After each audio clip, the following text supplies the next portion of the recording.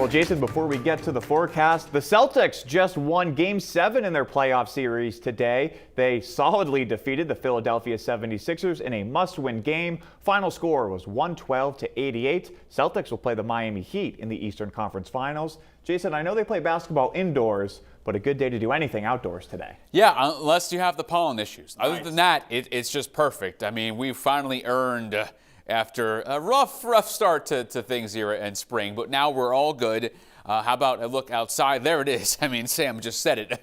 I mean, what are you doing in Kennebunkport if you're not outside right now? I mean, the sun's on the way down. It looks fantastic. Let's talk about recent Mother's Days. And it could have been a lot worse. How about back to 2017, 40s and raining? After that, it's been decent, and today, mid-60s. So a very good 2023 for Mom and the family.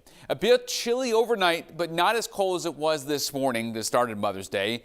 Warm again with increasing clouds to start the work week, and then the next cold front has some bite to it. It's going to be moving through midweek, and I'll be tracking that in a second.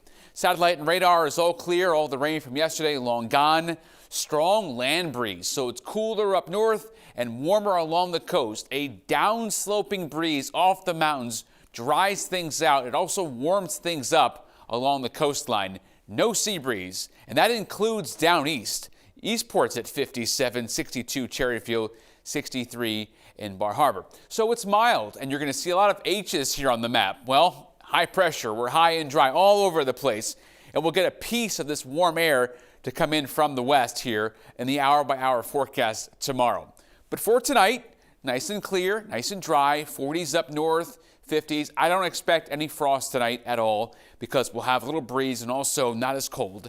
Passing fair weather clouds on Monday. These are not rainmakers, so a mostly sunny sky, and we get close to around 70 and change. So it's a warm one as we get into Monday and the start of Tuesday. High pressure in control.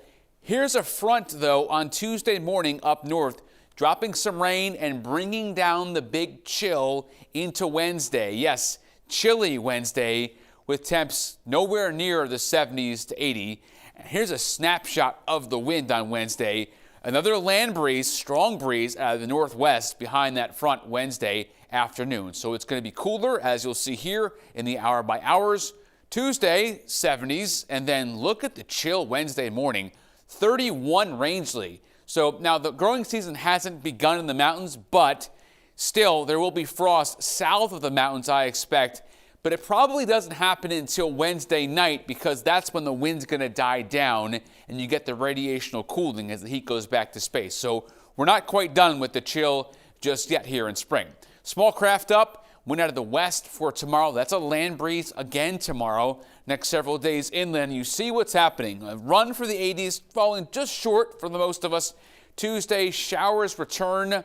Wednesday, sun and clouds, only 55, and then 32. That's a frosty morning with some showers for the weekend. The next several days at the coast, it's a run for 80, but not quite Monday.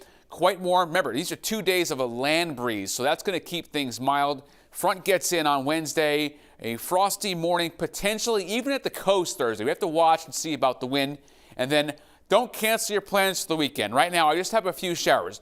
It is not an all-weekend washout, so I would not start saying, oh, no, here we go with the weekend rain.